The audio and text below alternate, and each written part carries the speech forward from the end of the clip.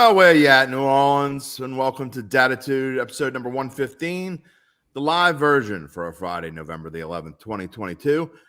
I am here along with Jeff Duncan, as we are every Friday. We had to go a little bit later than usual. We had some stuff going on this morning. We appreciate you waiting and joining us, as we do every Friday morning. Dunk, how are you this morning? I'm doing great, man. Beautiful day. Great weekend ahead. I'm excited. Yeah, you're excited about the Saints Steelers, though. That's the question. I don't know about that, although it is kind of two franchises that we're used to seeing a lot of success from that both are struggling. So it is normally this would be a high-profile game, and it feels like it's totally being overlooked on the NFL schedule. For sure. It's a little weird, actually, the fact that it isn't. As we are every Sunday, every Friday, we are taking your live comments and questions. Feel free to chime in on the YouTube and Facebook pages. And if you're on Twitter and you're watching us live on Twitter, you can hit me up at Jim Derry Jr. and I will post any comment or question that we see here. Let's see. I'm not sure what that one means. I'll show it. Bookie Brown, we signed Cam Newton. I don't think the Saints really want to go that route. I think the Saints are in a weird enough situation as it is. Cam Newton, I don't think, is on the horizon. I think he's certainly on the downside of his career. There's a reason why he's been a free agent for all of this year. But Dunk, I'll let you comment on that. Yeah, I don't think that's going to happen, Bookie. Sorry, but I don't think Dennis Allen would survive the locker room coup if he brought in Cam Newton right now. It would not be good. Yeah, it's been such a weird year. It feels like just the season's slipping away, and yet the Saints are only a game back, and the Falcons lose last night to Carolina in just a weird game in the rain, and the Saints yet, if Tampa Bay loses to the Seahawks, which is entirely possible, Tampa Bay is a 3-point favorite, I think. The Saints are favored this week. The Saints could theoretically be in a tie for first place, but it just doesn't feel like that. No, they'd be 4-6 and tied for first. That's the testament to how bad the NFC South is. And to me, it's masked some of the real issues in the organization because, and with this team, because everyone's still thinking, oh, wow, the Saints have a shot. And it's true. But I think anybody that looks at this objectively, JD, if you're a smart fan, which we have a lot of smart Saints fans out there. I mean, Saints have a very intelligent fan base, and they know that there's not a lot of hope for the future. That's really the problem. And along with that, we've seen when the Saints kind of step up in class like they did on Monday night, they're really not competitive. Right. So even if they somehow, finagle their way into the playoffs, and it could happen like the Seahawks did in 2010. I know they won that game. Seattle did with the Beast Mode game.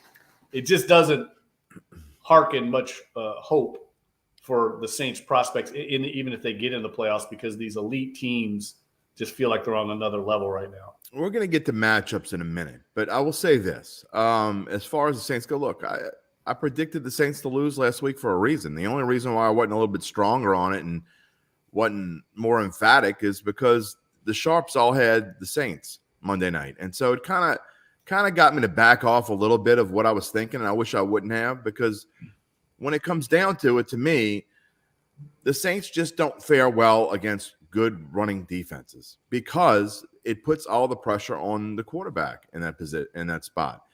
And look, I'm not gonna go on and on and on. I've been saying it for weeks. I think anyone who's watched the show more than once or twice or listened more than once or twice knows how I feel about Andy Dalton, and I think it's the wrong choice to have him in there. I said a couple of weeks ago, it's the kind of decision that gets you fired.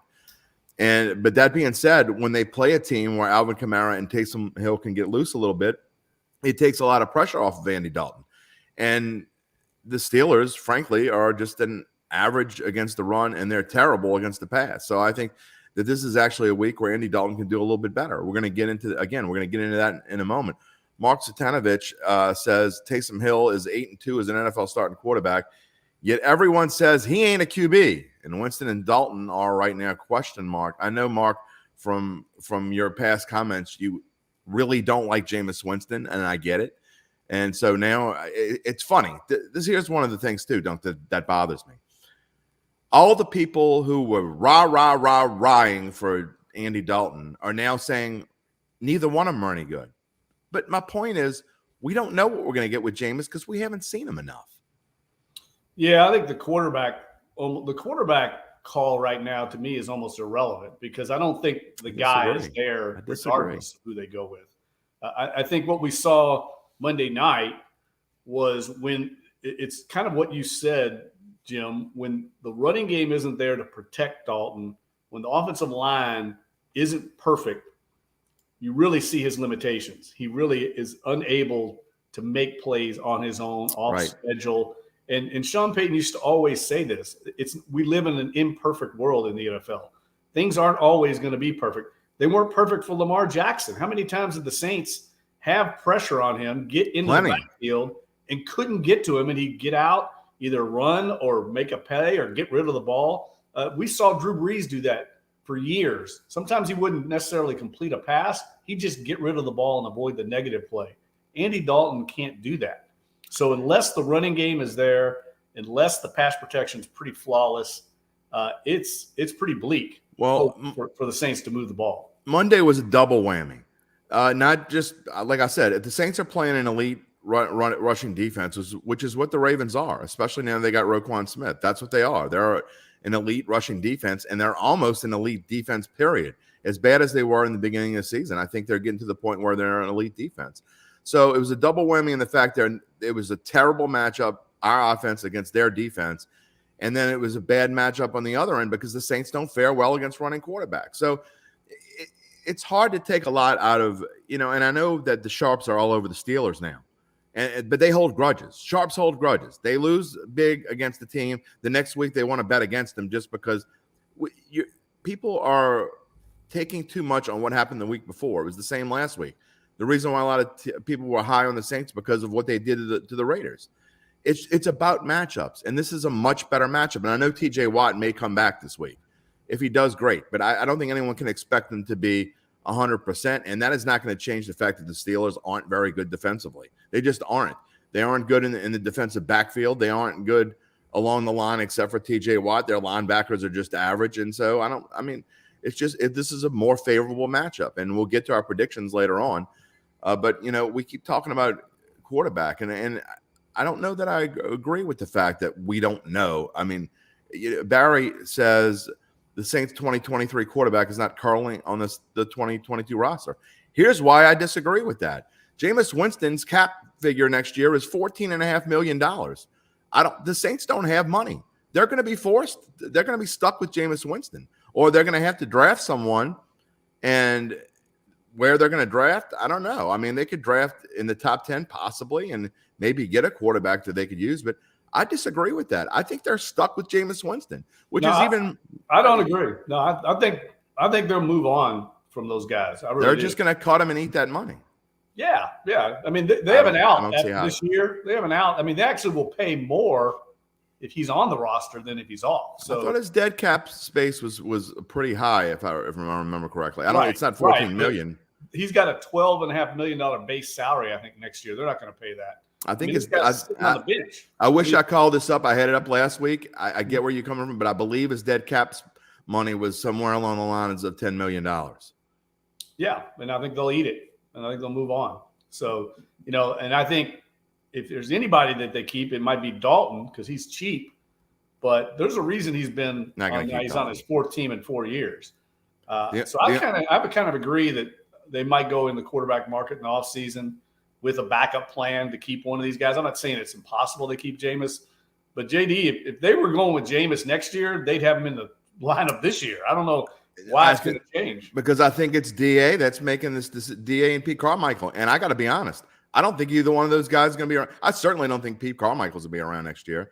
They might keep. I know Mickey's loyal to a fault, so DA has a chance. But if they lose this game on Sunday, they're probably going to go 4 or 5 win. It's going to be a 4 or 5 win season. And Barry, to your point, I can't be serious. Then you haven't paid attention to what I'm dead serious. I don't know how many times to say the same thing over again. It's like banging your head against a wall. And if you want to keep watching Andy Dalton, where 1 week he's okay, the next week he stinks. 1 week he's okay, the next week he's worse. You keep watching that. We know what we have with Andy Dalton. It's a 6-win team with Andy Dalton. Jameis Winston, it might be a 6-win team. It might be an 8-win team. It might be. You don't know. No one knows. He played the first couple weeks injured.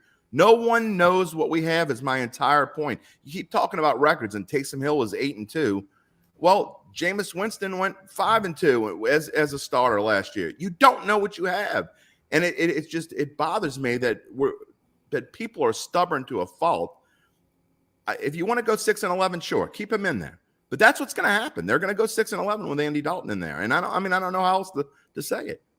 Well, and I think any past records, whether you're talking about Taysom or Jameis or whoever, are skewed because I agree. They're irrelevant because Sean Payton was the head coach then. And agree wholeheartedly. So that to me, you throw it out the window what he was, because clearly Sean Payton is a Hall of Fame coach, and right now Dennis Allen is kind of still learning on the job. And and this is the other thing I would say about this week's game, and I know we'll get into some more in-depth talk about it, but the Saints are really banged up. I mean, really banged up. I don't know if I'm as optimistic as you are, because if they continue to have these problems on the offensive line, which it looks like they are, with McCoy being out. I mean, these are major issues for them up front. And I don't know if they're going to have any more luck moving the ball, even against a bad Steelers defense, if TJ Watt comes back. And I don't know. I'm not as optimistic. We'll get to our predictions later on, and you're more than welcome to chime in with your predictions as well. And you're more than welcome to tell me I'm wrong. I'm going to get to something in just a minute. Lindsay wants to know who has thrown the most interceptions, and I assume she means this year. The answer is they're equal. They've both thrown 5 interceptions, and at least 3 of Jameis's interceptions came in a time when it was kind of panic mode and he was forcing things to make things happen. Barry, here's another comment. We let Winston play to prove he's terrible. How do you know? How do you know he's terrible? He's terrible because you want to think he's terrible. You hate this. This is what you hate. You hate eat the dub. It bothers me. There's a bias out there. There's no doubt there's a bias. I'm not going to go into it. If you're not smart enough to figure out what the bias is, then you probably shouldn't be watching this show. Because, you talk about smart Saints fans. It's bothering me. It is truly bothering me. The same people who don't like Jameis Winston are all of the same ilk. And now it's like they both stink. So they both stink. That's fine. You can't use Taysom Hill as a quarterback at this point because you've already decided he's a tight end. But let's not be stubborn about it. And I think, to be honest, Dennis Allen's being stubborn. Andy Dalton is not going to be the quarterback of this team next year. Maybe Jameis Winston is not. But we don't know, is my point. Well, my point about Jameis Winston that I mentioned a few weeks ago when I wrote my column, I think played out in that game against Baltimore, where you could see the limitations in Dalton. I mean, it wasn't just and I know people will say, well, he wasn't getting protection and he wasn't getting a lot of help. Well, that's the thing. You don't a lot of times, and you have to be able to overcome that. And he really has no ability to do that. Everything has to be on schedule and perfect for him. He's really incapable. And you see also, JD, the way the Saints coach with him. I mean, they're very cautious. Everything is conservative. They're almost playing not to lose. I agree. And you can't win that way against a team like Baltimore. And the one thing that Jameis gives you is a puncher's chance at a big play. There was no chance the Saints were going to make a big play against the Ravens. I know they got one late on a fluke play to Juwan Johnson, but at least Jameis Winston gives you that spark. I mean, 100%. He can maybe make a play. There was no hope with Andy Dalton. That's my point about Jameis Winston. He gives you a puncher's chance. You don't have it with Dalton. No, and look, Andy Dalton at one time, he was a much, I don't want to say much. He was a better than average quarterback for much of his career. Correct. But he is now 35 years old. It's not, people think of Tom Brady where you play till you're 30, you're 45. That's a freak of nature. Even Drew Brees. I mean, we saw the arm strength go down, and at 41, he couldn't throw the ball like he used to. So really, Drew Brees, until he was 39, also a freak of nature. Well, look at what's happening with Aaron Rodgers. I mean, I know the Packers have their issues, but I think he's 36 or 37. He's dropping off. He's dropping. It's clear. Quarterbacks, when they get even the elite quarterbacks start dropping off when they get to look at Russell Wilson. I mean, it's just a fact of nature. And Andy Dalton, I think he's done. I mean, I wouldn't be surprised at all if he retires after this season. He's going to be a free agent. He can sign on somewhere, but I don't know. I think it's clear right now the Saints are trying to make a living with two guys that probably are backup quarterbacks at this stage of their careers. And that's just, they're still good enough against bad teams because the Saints have enough talent around them to where they can beat a Raiders team and beat a Falcons and a Panthers. But when they step up in class as they did Monday night, it gets exposed. Agreed. That discrepancy between the Baltimore Ravens and the Saints was glaring.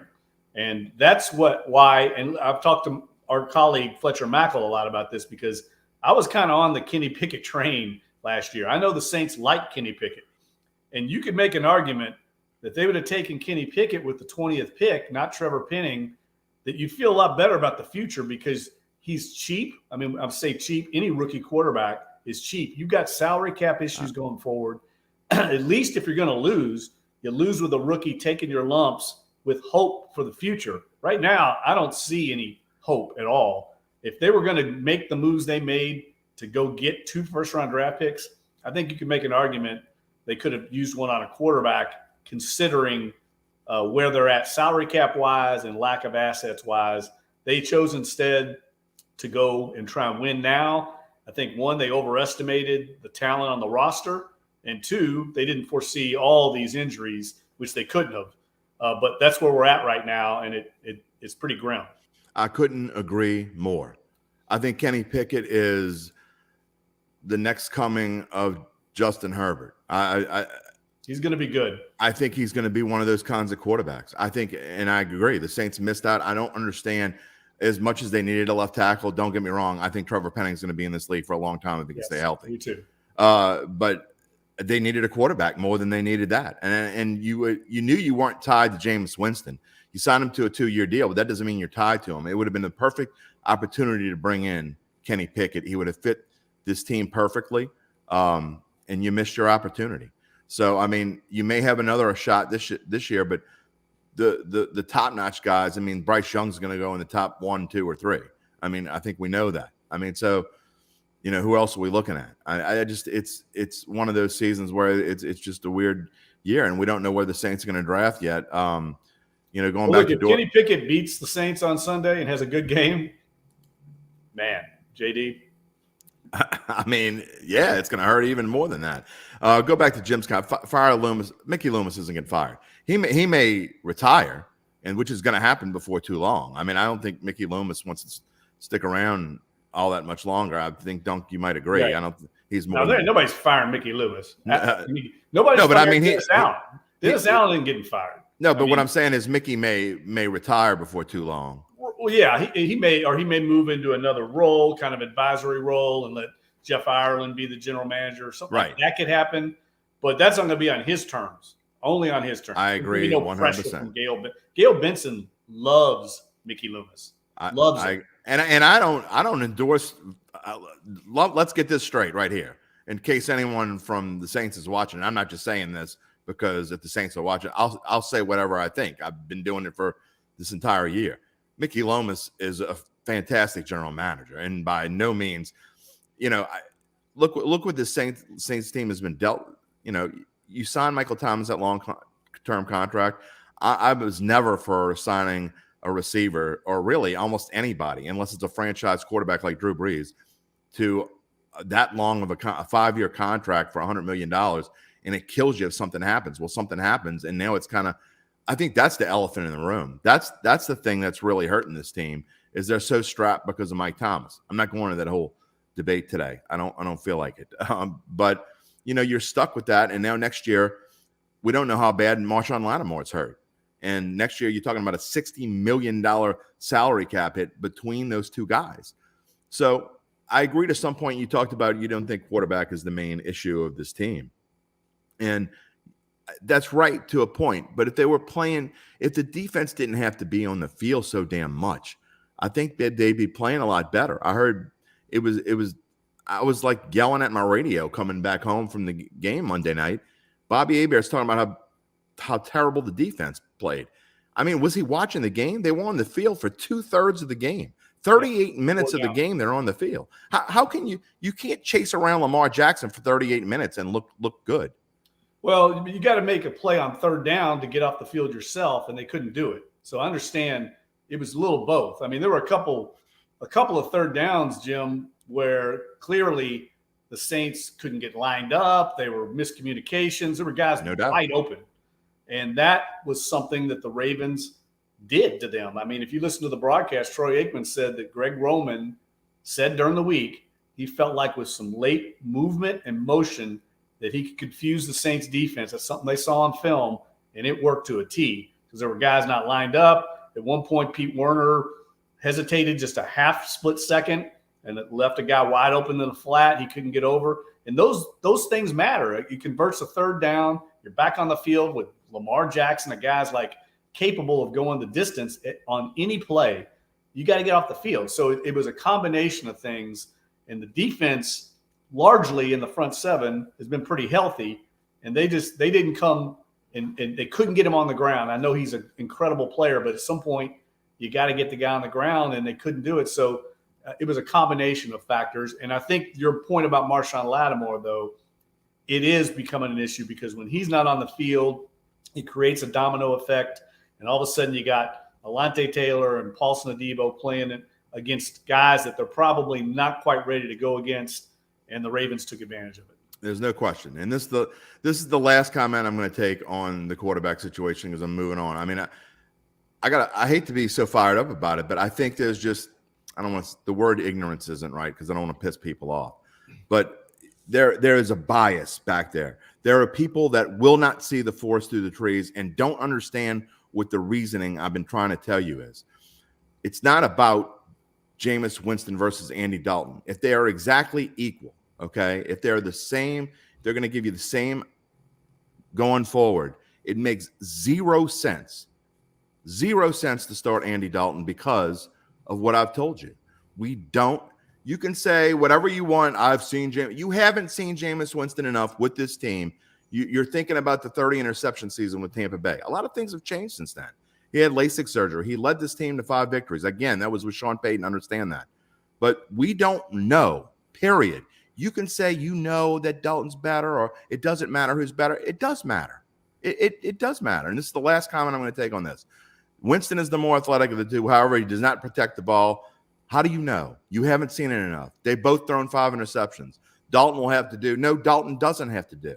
And Joe is a good friend of mine, by the way, and I appreciate the comment. I just simply don't agree with you. But we're going to move on, Dunk, because I want to talk about something else, and I want to talk about the matchup itself. And this week, what we have, and we look, and the Saints are a 1.5-point favorite. Again, this opened up at 2.5.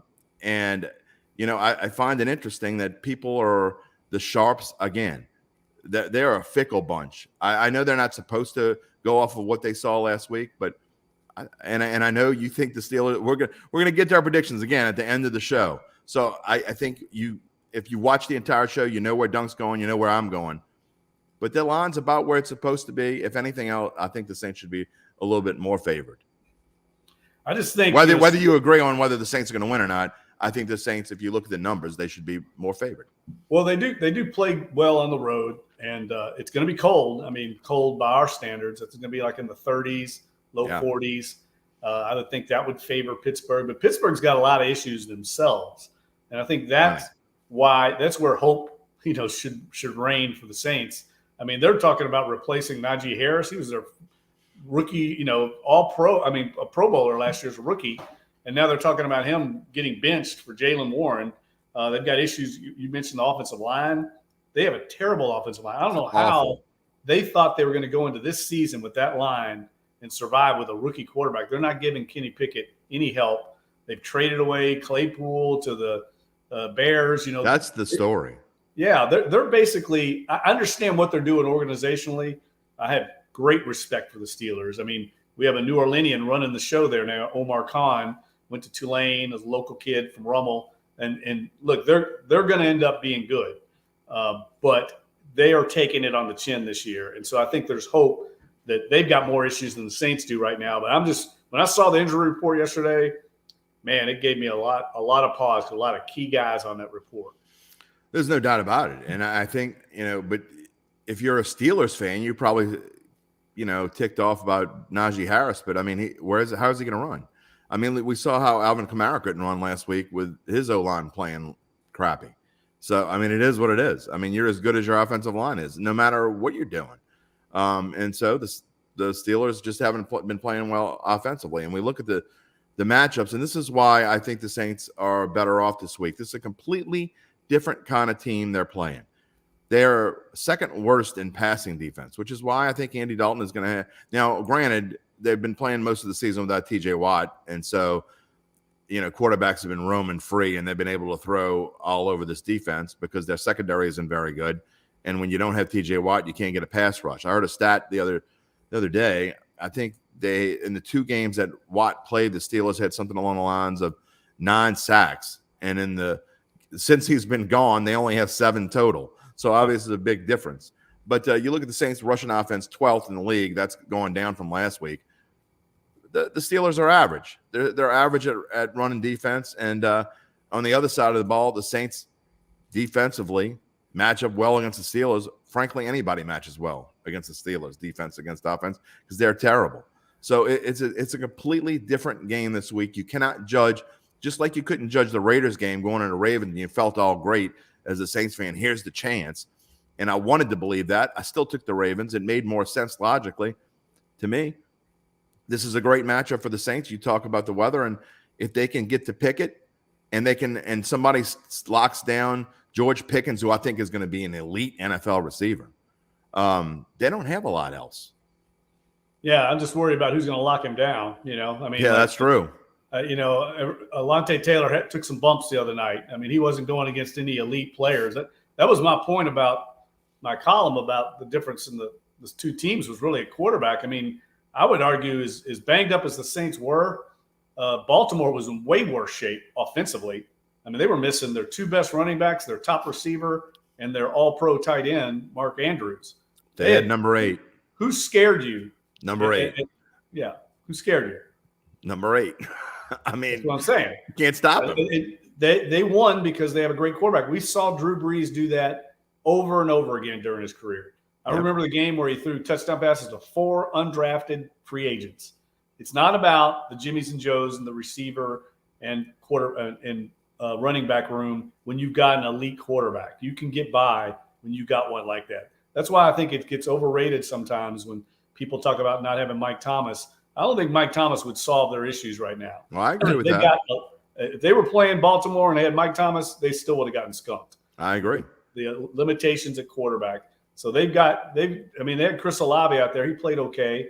But you see when you have a limited quarterback, it's easy to take a guy like that away. And there's just not much else for the Saints to hope on right now when they get their running game shut down. I know each game is different and each matchup is different, but I don't understand Pete Carmichael basically. First of all, he's abandoned the run way too quickly. Second of all, Taysom Hill was like a ghost. I mean, some games he touches the ball 12, 15 times. In other games, he's a ghost. And he was a ghost on Monday night. There was no game plan to use him whatsoever. And I get that they're a good running defense, but you got to find a way to use them. At least try it. And they didn't even try it. Yeah, the Saints, I was not, and I think Pete Carmichael would be the first guy to say he didn't call a very good game. I'm not sure it would have mattered, but it wasn't very creative. And the lack of Taysom Hill opportunities surprised me. I know they had a few plays where they got behind the chains, and that kind of takes him out of the game early, and then they got down. So this team is not built to come from behind. They're just not. So they really aren't. They have to be in this game early, and once they fell behind by halftime, it was pretty bleak, and they were having to do some things they probably didn't want to do. But there's a lot, as Dennis Allen said the other night, there's a lot of dirty hands in the offensive lack of production, and I think Pete Carmichael's part of it, sure. Well, you say they're not built to come from behind. What's the one game they did come from behind? Atlanta. Who was playing quarterback? Just saying. Right. Just saying. But this, what is the bigger problem here is, we kind of touched on in the beginning, but with no cap space, how is this team going to get better in the near future. Let's just say, I don't think look, this is clearly a must win, and I don't know how many times you can say must win in the same season, but this is a must win. They lose this game, go to 3-7. I don't care what anybody else does. They're done. They're not going to come back with the schedule that they have. As it is, I'm not sure that even winning this game and winning next week is going to be good enough because, again, the schedule they have coming up at San Francisco, at Philadelphia, at Cleveland with Deshaun Watson is no easy feat. So besides all that, looking ahead to next year, I mean, they don't have any cap room to bring in a free agent quarterback. They don't have I don't know who they're going to be able to bring in. Well, you just never know in the NFL, though. That's the thing. Things change rapidly in this league. I mean, no one at this time thought Sean Payton wouldn't be back in New Orleans, and Russell Wilson leaving. Things happen in this league. It's a crazy league. I think that's the hope, and you've got to have a plan to execute it. I mean, the Saints went whole hog for Deshaun Watson last year, and I think we now see why they did that. I mean, they needed to try and find a franchise quarterback in the post-Drew Brees era. Couldn't agree with you more. Condoning the move, I just understand football-wise why they did it, because right now we're seeing it play out in front of our eyes. They don't have a quarterback, and I don't know. You just don't find those guys. They're hard to get. They really are. That's why I think you could have made a really strong argument about going with Pickett in the draft, and that crescendo is going to keep growing as the season plays out, I fear. I thought that when going into the draft. But, I mean, look, they make the decisions. And, I used to say in Peyton we trust and in Loomis we trust. And it's true. So, I mean, you have to – not every decision they make is going to be a good one. And some drafts they have outstanding, unbelievable drafts. And other drafts are just, And that's kind of, I think, what this ended up being. Except I think Olave is obviously a clear top 5 potential kind of receiver. And Trevor Penning, we don't know what he's going to be. I mean, but I think he could be a stalwart at left tackle for a while, again, if he stays healthy. And we may see him before too long as he is eligible to return anytime within the next 21 days. We're going to find out real soon. But it can be tough to watch, and you can understand that, but just don't put too much on the week before. No, that's a great point. People do that too often. They don't take into account the opponent, and that's the most important thing in this league, how you match up. The Ravens are a team that the Saints have traditionally struggled against. Right. I think they're now 6-2. 2-6. Yeah, 2-6 all time against them, and one of those wins was a Justin Tucker missed extra point. So they've struggled against them historically.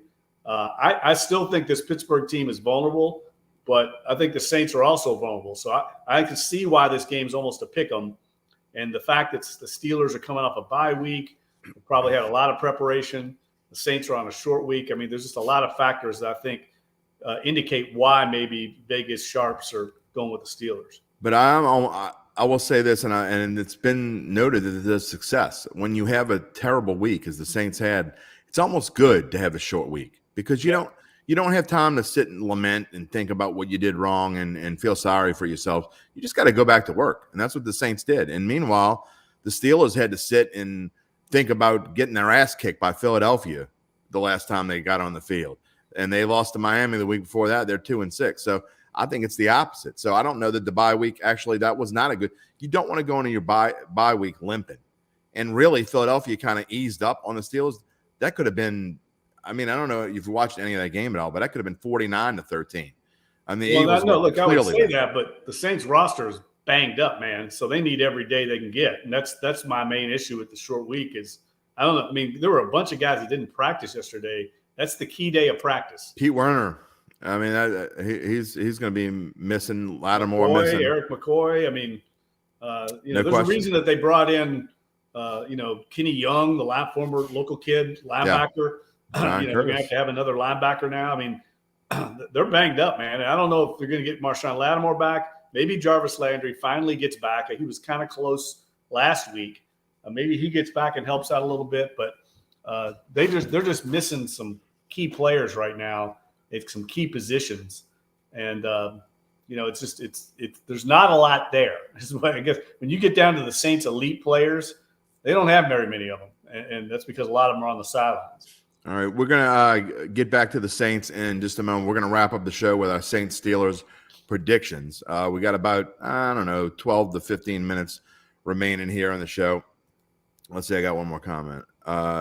Move McCoy to right guard. You're not going to move him anywhere right now because he's hurt, and I would not move McCoy to right guard. That means you want to put Ruiz at center, and I think McCoy is – I think that's – I get it was Ruiz's natural position as well in college, but I think McCoy is better off at center, but who knows? Ruiz has had a solid He's year. had a better – he's only had maybe one or two bad. There was one game in particular. I can't remember which game it was, but I remember saying how bad he was. But other than that, I think he has been better this year. He's definitely been better. The guy that's been disappointing, well, Pete has not played as well, and he's very inconsistent. Ramchek's been banged up off and on. Yeah, Ramchek's had a little bit of a down year, but I think overall graded well. But you're just trying to survive with James Hurst and Calvin Throckmorton when he comes in there. I mean, James Hurst has not been good. They're not talented enough up front. There's a big drop off is the best way to put it. When you start losing guys like Trevor Penning and Anders Pete and Eric McCoy, the talent level, you're talking about first-round draft picks, second-round draft picks down to undrafted guys. And James Hurst is meant to be a fill-in left tackle. He can play anywhere on the line. He's not supposed to be your starting left tackle for the season. So, I mean, you're more than halfway into the season now. He's been playing. It's not his fault. I mean, that's not really – he's supposed to be able to just do, what he can do. I mean, and he is. He's doing what he can do. But, I mean, he's probably more suited to be on the right side of the line anyway. Well, I mean, basically he's like the Andy Dalton of left tackles. He's probably best suited to be a backup, and you're trying to survive at one of the most important positions in the league with a guy the second most important position in the league, in my opinion. Right. And Andy Reid has a great quote years ago that I always trot out about every 2 or 3 years. He said, give me a quarterback, a left tackle, an edge rusher, 2 corners, and I'll figure out the rest. That's really what it comes down to in the NFL. And that's what he does. Right. I mean, you look at the receivers that the Kansas City Chiefs have now, and they don't have anything remarkable. They got Travis Kelce, who's a beast, but their running back core is just okay. I mean, Clyde Edwards-Helaire, okay. Isaiah Pacheco's going to be good. Average. Juju, I mean, he's okay. I mean, Valdez-Scantling, okay, so what? But you got Patrick Mahomes, and, I mean, you're solid at left tackle, and you have your edge rusher. So, I mean, he has all that stuff, and he's right. Right. Those are the critical positions. And the problem right now is the Saints are missing Marshawn Lattimore. They're missing Trevor Penning, and they have no quarterback. So that's where this thing stands at the most important positions. They don't have the Jimmies and Joes there. I don't disagree with that. Again, about 11, 12 minutes left in the show. If you want to give your prediction for Saints Steelers, we will show it on the air. But I want to spend 3 or 4 minutes talking about LSU and 3 or 4 minutes talking about the Pelicans, and we will wrap up the show with Saints Steelers. And it starts. We go straight to LSU. Hey, we talked about the bad news. Maybe we should have spent more time talking about LSU. That's the good news. They are ranked 7th. Who in their right mind, if you would have said after the Florida State game that at any point in the season, LSU would be ranked 7th? I mean, people would have told you were absolutely bonkers. Yeah, that was an epic game. I mean, epic. I was kicking myself for not being there to cover that game. I was on the fence, didn't go, but that was an all-timer. The decision to go for 2, an all-timer by Brian Kelly. He won't buy a drink or another meal in Baton Rouge for a while. That was just an unbelievable, dramatic win and confidence builder for LSU. And certainly now they're going in the driver's seat in the SEC West. And if they can win out here, they'll be playing Georgia probably in the SEC championship game. No one had that. LSU was picked 5th in the SEC West to start the season. They were 28-1 to win the SEC. Right. I mean, 28-1. Joe asked, do we have a shot against Georgia? First of all, you got to get there. So hold your horses. I don't like the shot against Georgia, but my answer is let's don't put the cart ahead of the horse. But my answer would probably be no. I think this game's very dangerous this week. Oh, it's highly. This is, I like people that get upset when there's no such thing as a trap game. The hell there isn't. This is trap. Are you going to Fayetteville, Arkansas, where it's going to be about 22 degrees tomorrow morning? Freezing. And you're playing a team that just got kicked in the mouth by Liberty. Yes. That's going to be really ticked off. So we'll see if they have anything in them. and LSU's coming off the highest of all possible highs. It's not a good, but all that being said, I think LSU is going to win, and I think they're going to play well because I said it earlier in the week. I loved what Brian Kelly said about 45 seconds into his interview on ESPN. He started talking about Arkansas already. Yep. Like, we'll take a day to enjoy it, but Monday morning it's all about Arkansas. Arkansas doesn't give a damn that you beat Alabama, and no one else gives a damn that you beat Alabama on the football field. And so you can't sit there and feel great about yourself because it doesn't mean jack if you don't go beat Arkansas. That's a great point, and I have an upcoming column that I'm going to write about this exact subject. And hear me out here. Look, I have lived in New Orleans now for 22 years, 23 years. I've lived most of my adult life in Louisiana, so I love it here. I love it. But let me just say this. One thing I've noticed about the people in Louisiana, it's one of my favorite things about the people here, is they're very emotional, very up and down, right? Passionate. Oh, there's no question. Passionate. What you don't want in your head coach is a passionate up and down guy. That was Ed 100%. Ed Ogeron, I love him. Great guy, but very up and down. And as a result, his team was. You see when you have an even keel guy like a Sean Payton, like a Nick Saban, like a Brian Kelly, that's what you want in your head coach. 100%. That's exactly what they've got in Brian Kelly. He's a manager. He's a CEO. And he's got this team, I think, their mental focus in the perfect spot. If they lose Saturday, it won't be because they overlooked Arkansas. They weren't ready. It'll just be because Arkansas is a good team, and it's hard to get up every week at this level and win games. That was the main reason I picked Georgia to beat Tennessee last week and to beat them that way. Tennessee had gone through a gauntlet. Every week was a big game, it seemed like, whereas Georgia hadn't had any big games. That was their lying in wait game. They've been waiting for that moment. It's hard to do. And so I feel like that could catch up to LSU a little bit this week, and they could lose, but it won't be because Brian Kelly had his head in the clouds. Joe's asking how about Tulane. We're going to talk about Tulane in just a minute, I promise. They play tonight against Central Florida. Joe says that Georgia had a bad showing against Missouri. They look really good against Tennessee, up and down team. I don't think they're an up and down team. I think that Georgia is kind of like, remember Dunc, the LSU national championship season, Burrow and company, they didn't start off all that great. The first half of the season, they were just kind of ho-hum, and then it kind of turned on a dime. And it turned, I think, in part with the Alabama game. And when they beat Alabama, you could just tell they had that look. And Georgia kind of the same way last year, although Georgia was a little bit more dominant throughout the season. I don't think Georgia, the rest of this, I really think they're going to win the national championship again. I think they're clearly the best team in the country. I think Stetson Bennett is playing as – I mean, I love the way he's playing. Drew Brees of college football. Exactly. That's exactly what I was going to say. He looked like – he even kind of physically looks like Drew Brees, right? Just I mean, but he has this man. Air of shoulder. You talk about coaches that don't get too high or too low. Stetson Bennett's the same way. He carries himself like Drew Brees. I never would have thought I'd say this after last year in the national championship game and watching this little guy do his thing, but I think this guy could be a real pro. I agree with you. I think he should definitely be considered for the Heisman Trophy. I mean, I know he doesn't have the measurables sometimes. That he's not the prototype NFL quarterback, but the guy's a winner, man, and he played great last week. I know it's probably going to come down to him and C.J. Stroud at this point, but Stetson Bennett is a big reason why I think they're going to win back-to-back national titles. I mean, that defense is legit. They knew exactly what they needed to do against Tennessee. Tennessee had no shot. I mean, they just destroyed their offensive line. I mean, it was ugly, and they were missing Nolan Smith in that game. So they're scary. I don't see anybody derailing them. I don't either. They've had a good schedule, too. They haven't been worn out. I think their best games are ahead of them. I don't know that anyone matches up well with it. I'm trying to think of teams at the top. I mean, I think the team that probably would give them the best game is probably Ohio State, because I think C.J. Stroud is good enough to make something happen, and they have a good enough running game to get something going. But I don't think Ohio State can beat Georgia. No. I think they would give them a better game than anyone else, but I still think Georgia is head and shoulders above better than anyone else. Lindsay, it's very similar, JD.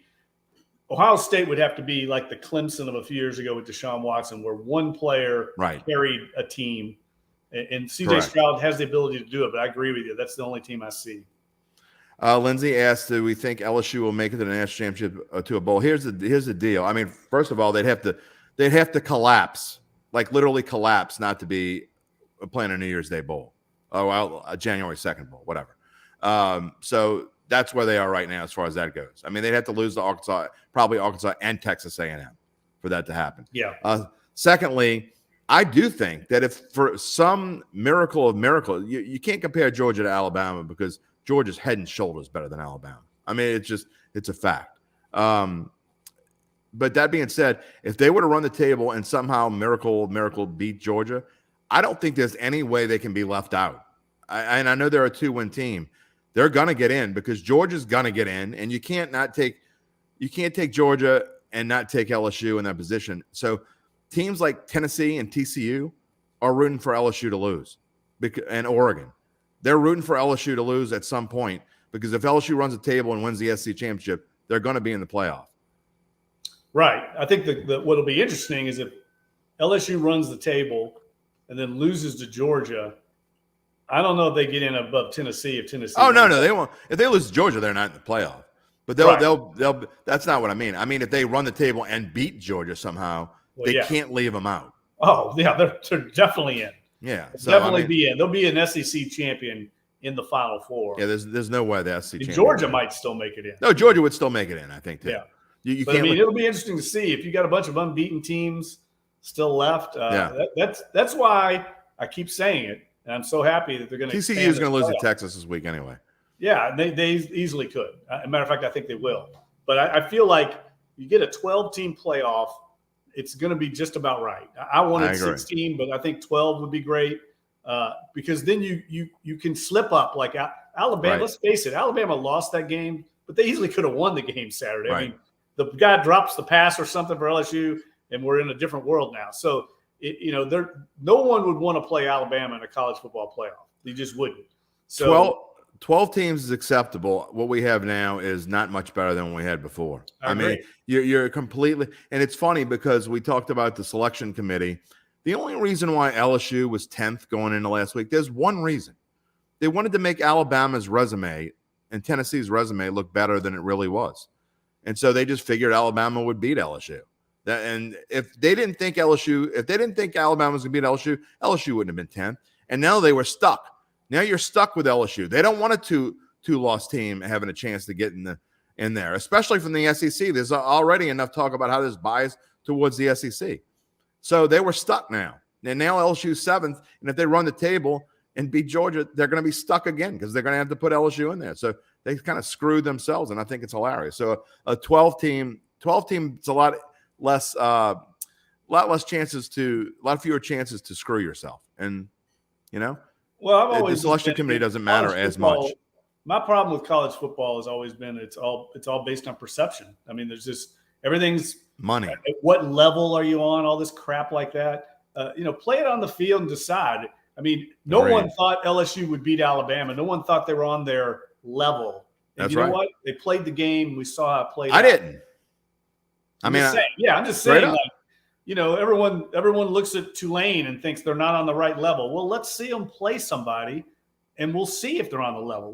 Let these teams play on the field instead of like being a country club where we're the elites and you're not. That's a bunch of BS. I mean, we've seen that over the years, and to me, it's only going to hurt college football in the long run if they end up going to this 30-team super league, which is what's probably going to happen. I don't think it's going to be good. I think it's going to. I agree. I would much rather see them reduce scholarships, go down to 70, 75 scholarships, even out the talent level, and make it more like a competitive college basketball version. You're never going to get there because football's an arms race, but let it be more competitive. I think that makes everything better about the sport. The NFL has proven the reason the NFL is such a dominant league and the reason people love it so much is because everyone has a chance. And we see it playing out this year. Who had the New York Giants and New York Jets as going to be good this year? Look at them. I had the Giants. I didn't have the Giants. You know what I'm saying? Everyone thought the Rams and Bucks were going to be great. That's right. Yeah. They're terrible. Yeah. You never know. Everyone's got a chance because there's revenue sharing and a rising tide. That's what they want. Boats. That's what they want. And I agree. I mean, people want to see Appalachian State beat Michigan. Right. People, want to Except see Michigan. Except Michigan. Michigan doesn't want it. That's the thing. Everybody's greedy. There's so much money involved, and there's nobody overseeing it. You're letting the inmates run the asylum, and they're all greedy, and everybody's got their hand in the cookie jar at the highest level, and they don't want you to join the country club. They don't want Appalachian State to be good. And I mean they being these elite programs, because if they did, they would be more willing to reduce scholarships. And you don't need 85 scholarships in college football. It's not just that, though, Dunk. I think that they think if they went to that Super League kind of thing, that it would weaken the SEC schools a little bit. They're just sick. They're jealous. I mean, you talk about the Big Ten, the Pac-12, and the Big 12, and all. They're let's face it. They're sick of getting their ass kicked by the SEC. That's never going to change anytime soon. At least not anytime soon. I mean, it's just a fact. And it's because I think that you look at where the talent is in football in high school. And from Texas to the East Coast, you don't have to go north of Arkansas, and you just take that little quadrant, that little section of the country. And that talent is better by far than anywhere else in the country. And you can take Texas out of the mix if you want. I mean, I've been saying for years, the high school talent in Louisiana is as good as any state in the nation. And you see it year after year. You can watch it in the NFL. I mean, to me, who are two of the best receivers in the NFL? Jamar Chase and Justin Jefferson. Not only were they on the same team, but one went to Rummel and one went to Destrehan. I mean, they two teams that didn't even throw the ball all that much in high school. They weren't even that, so you couldn't have known that they were going to be as good as they were. But that's the kind of talent that's down here. No, there's no doubt. And that's irrelevant to me, though. It's more about the money and the TV. Money. TV's running the show. Yeah. And TV wants brands. They want to sell ads to high-profile programs. And so everyone is basically giving up college football for the greater good of ESPN and CBS. And it's me, maybe I'm being old school and naive here, but I'd like to see it be more of a collegiate model where you compete with each other. I agree with you. This is about programming is what's going on. Oh, and that's one good thing. And people don't ever like to defend Roger Goodell. But Roger Goodell is one of the most brilliant, genius business minds you're ever going to see. And he knew how to turn the NFL, I mean, even take it from where it was. And I think that he realizes that it's way better if you have more parity in your league. And that's what he's done. I mean, you got your superstars, and that's great. But he does a really good job of making sure you don't have a Pittsburgh Pirates in the NFL. You don't have a Kansas City Royals in the NFL. It doesn't happen because he makes sure. I mean, the only reason why teams run themselves in the ground year after year is because they have bad leadership. It's not Goodell's fault. He tries to give them a chance. They just don't know how to run with it. I just don't think in America we should be, and especially in collegiate sports, we should be in the business of putting, glass ceilings on programs and people. I think back, look, my formative years growing up in Louisville, I remember Florida State was an independent. Bobby Bowden took that job, and he built them into a national power. I mean, one of my first big jobs at the Times-Picayune was covering the national championship game where they beat Mike Vick and Virginia Tech in the Superdome. He built that program. At that time, Florida State was the best program in college football. And he built it because they went on the road, they played everybody, and they basically made themselves into a power the hard way by taking their lumps. They won a bunch of those games. I think they beat LSU and Baton Rouge, but they had to go on the road, and then they became accepted by the power elite. That's right. You can't do that now, Jim. It's impossible to build a program because the elite programs don't want to come any other people in the country club. They don't want another Florida State. That's right. They want it all for themselves, and I don't think that's how America should work. I mean, look at what Gonzaga has done in basketball. I know it's easier to do it in basketball, but they built a national power, and there's no restrictions in basketball like there is in football.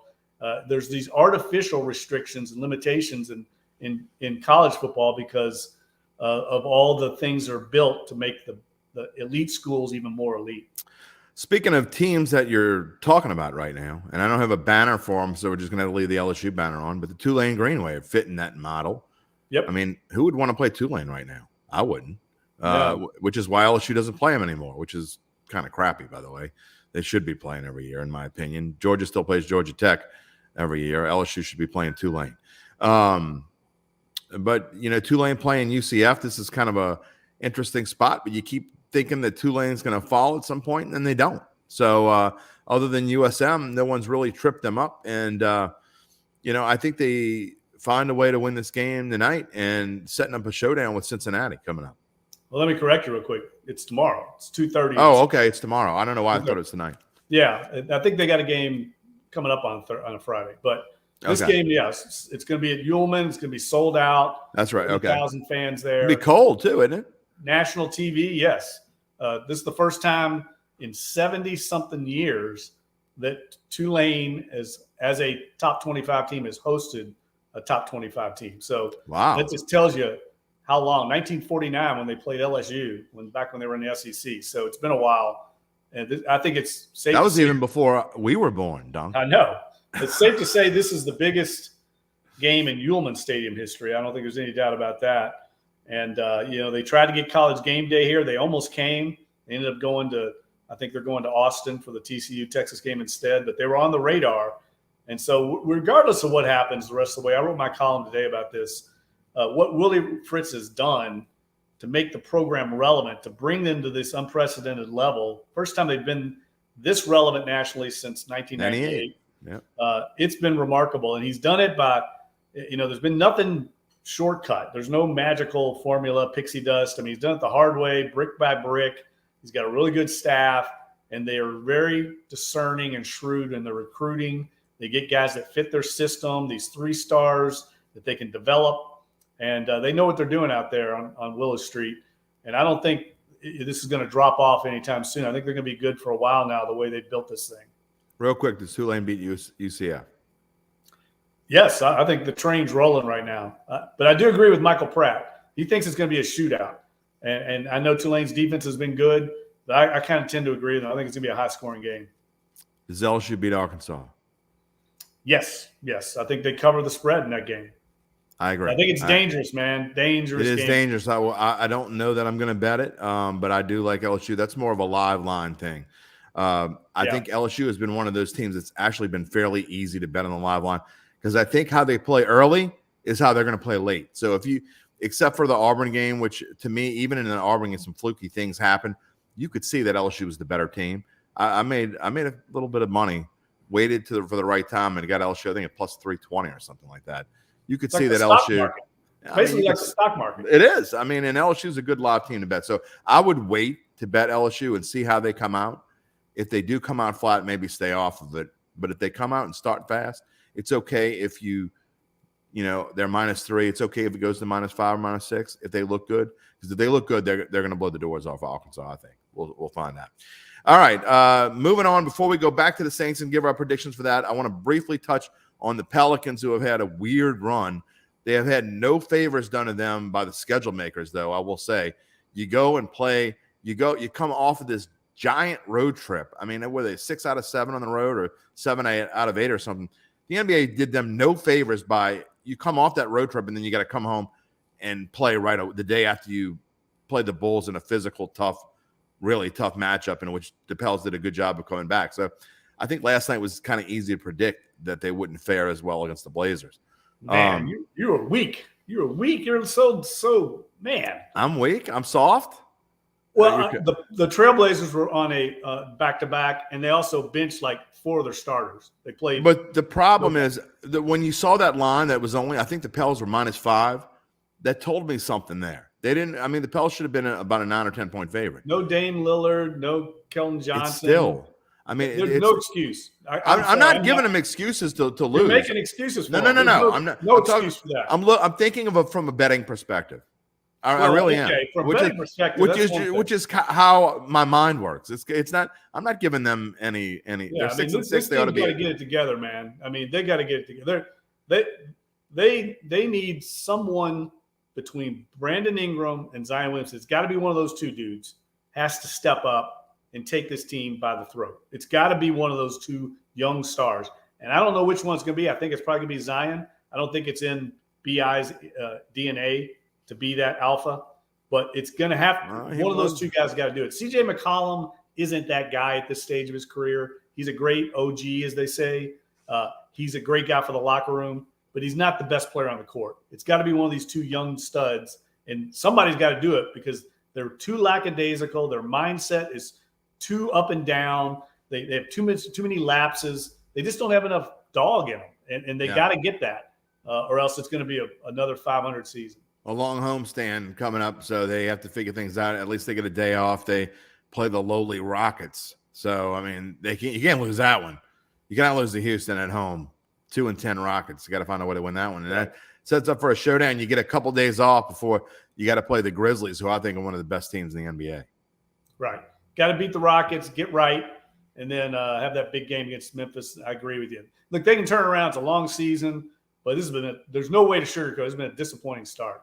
All right, we have run long. Jim Derry and Jeff Duncan here on our Friday Dattitude session. We do it every Friday at 9:15. We did it at 9:45 this week, but that is a rare case. So every Friday from 9:15, usually till about 10:15, just kind of depends on.